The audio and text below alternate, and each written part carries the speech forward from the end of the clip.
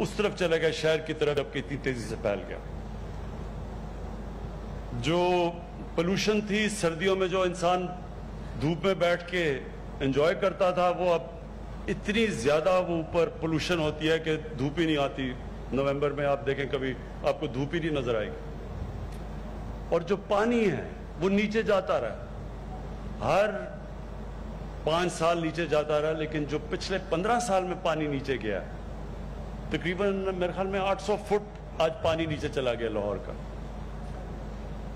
اور جو سیٹلمنٹ ان planned settlement ہے، آپ جہاز سے جب آتے ہیں پھیلتا جا رہا ہے لاہور، گرین ایریاز ختم ہوتے جا رہے ہیں.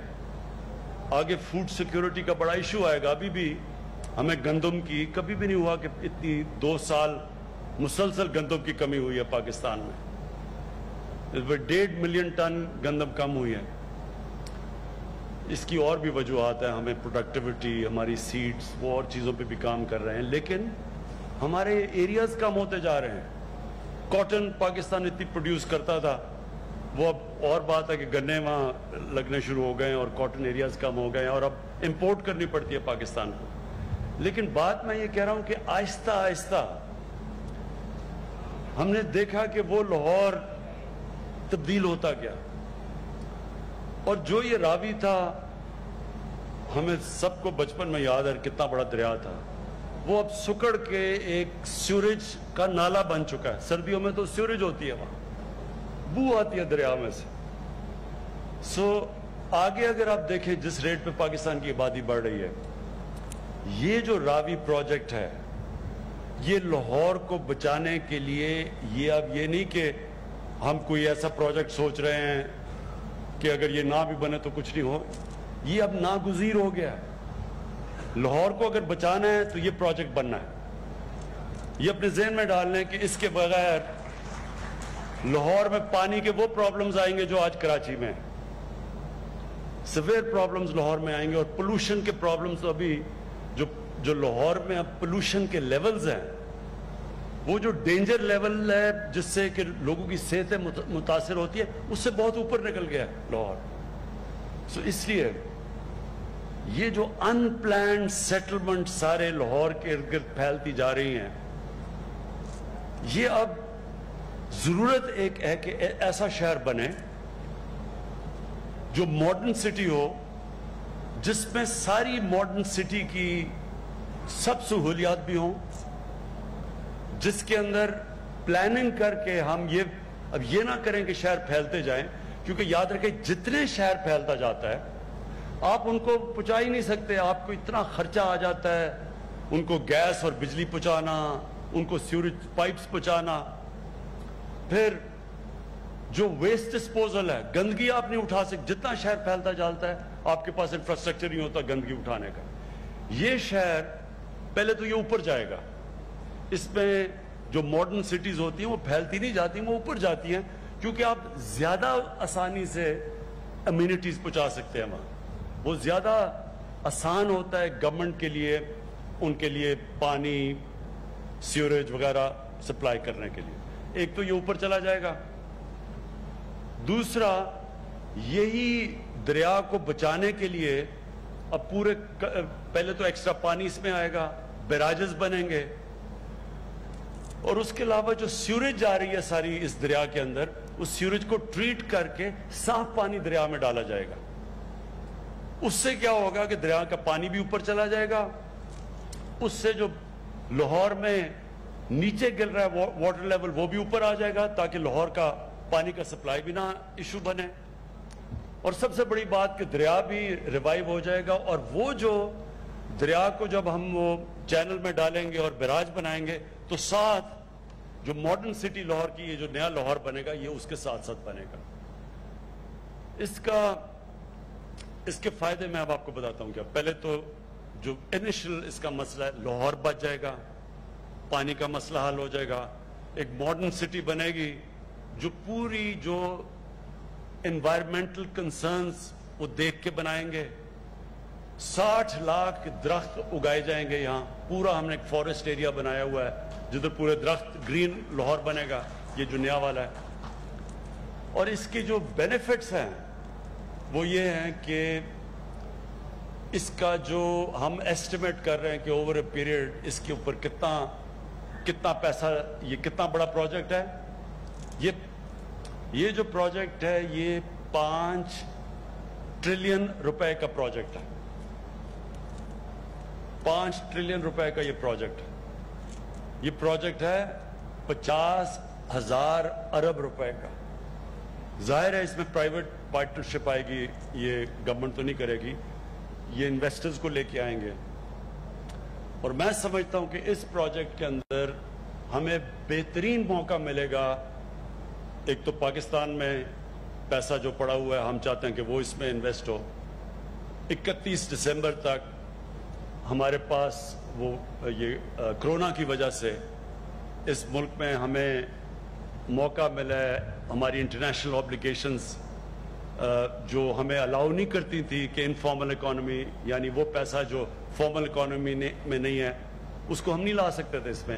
لیکن کیونکہ کرونا ہے 31 دسمبر تک ہمارے پاس ٹائم ہے کہ ہم اس پیسے کو بھی بیچ میں لے آئیں اس نئے پروجیکٹ کے اندر. اور اوورسیز پاکستانیز کے لیے یہ بہترین پروجیکٹ ہے. وہ ہمیشہ بدقسمتی سے ہمارے ملک کے اندر جو ہمارا گورننس سسٹم، اس کی وجہ سے اوورسیز پاکستانی جو انویسٹ نہیں کرتے پیسہ، وہ بلکہ زیادہ سے زیادہ پلاٹ لے لیتے ہیں. لیکن یہ ایک ایسا پروجیکٹ ہے جو ان کو موقع دے گا بڑی انویسٹمنٹ کرنے کا. اور جو اوورسیز پاکستانیز کے پاس ہمارے اوورسیز پاکستانیز کے پاس جو پیسہ اویلیبل ہے وہ تقریباً جتنا پاکستان کا جی ڈی پی ہے اتنا ان کے پاس پیسہ ہے وہاں، جو 90 لاکھ اوورسیز پاکستانی ہیں. تو ان کے لیے بھی ایک زبردست موقع مل جائے گا کہ ان کو پیسہ پاکستان میں لانے کا. اور جو سب سے بڑی 2 چیزیں ہیں جو اس پروجیکٹ سے میں دیکھ رہا ہوں، سب سے بڑی بات یہ کہ روزگار ملے گا.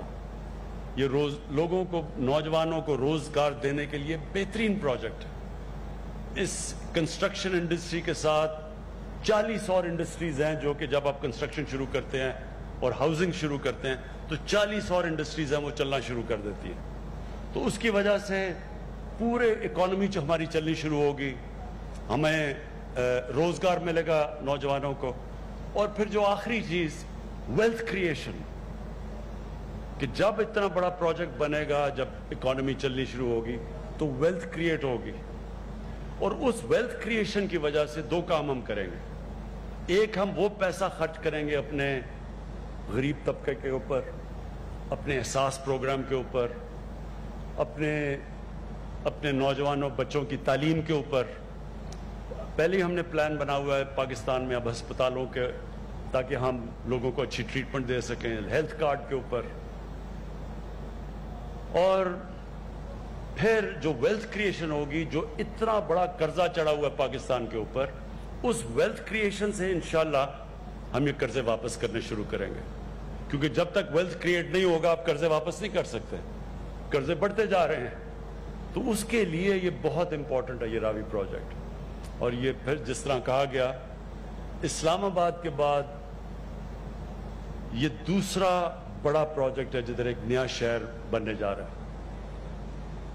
میں آخر میں ابھی اپنی ٹیم کے ساتھ مل رہا تھا تو میں نے ان کو ایک بات سمجھائی کہ یہ مشکل پروجیکٹ ہے، یہ آسان پروجیکٹ نہیں ہے.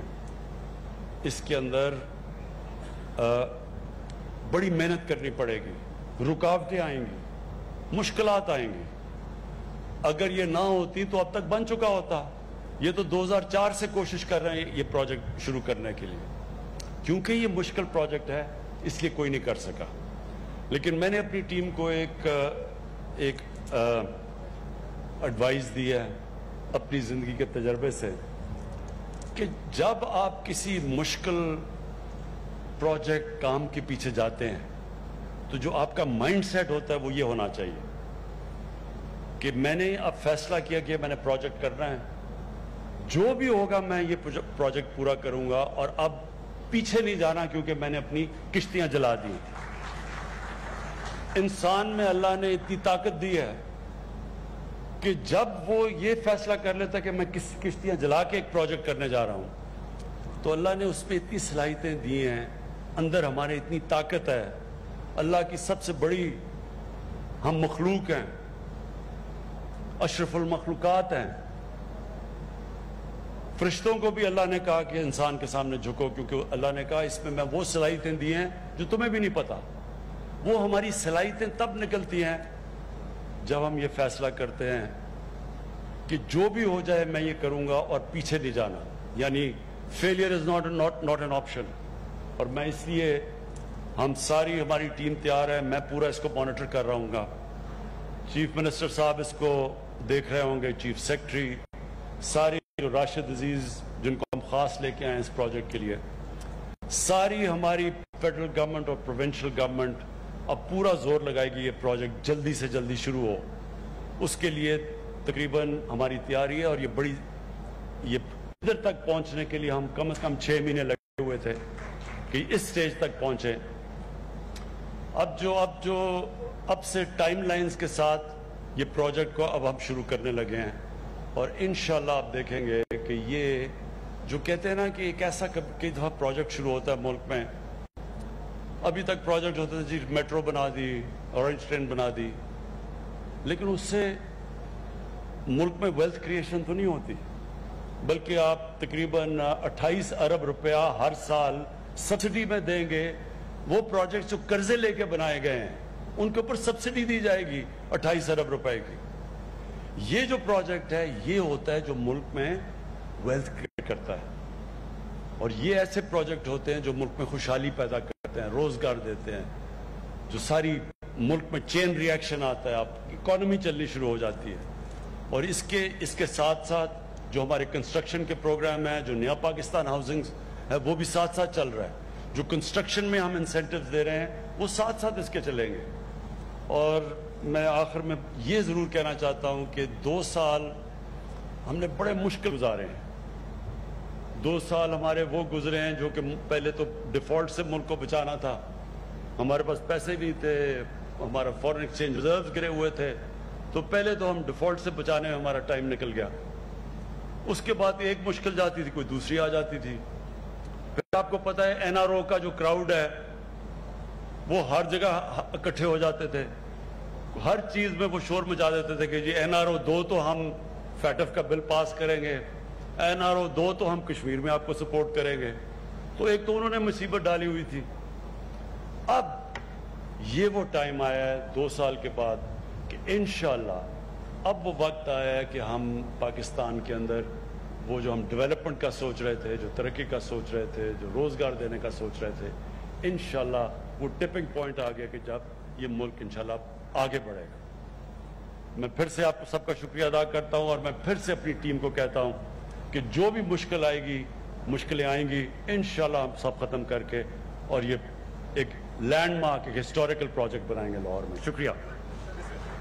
راوی اربن ڈیولپمنٹ اتھارٹی کا باقاعدہ افتتاح کرنے کے بعد وزیر اعظم پاکستان عمران خان اظہار خیال کر رہے تھے. کہنا ان کا یہ ہے کہ لاہور کو بچانے کے لیے راوی پروجیکٹ کا بنایا جانا بہت ضروری ہے. ایک بار پھر سے آپ کو مناظر دکھائیں گے جب وزیر اعظم عمران خان اس تقریب میں پہنچے اور انہوں نے راوی اربن ڈیولپمنٹ اتھارٹی کا جو پروجیکٹ ہے اس کا باقاعدہ طور پر اجرا کیا, افتتاح کیا. یہ مناظر ہم آپ کو دکھا رہے ہیں.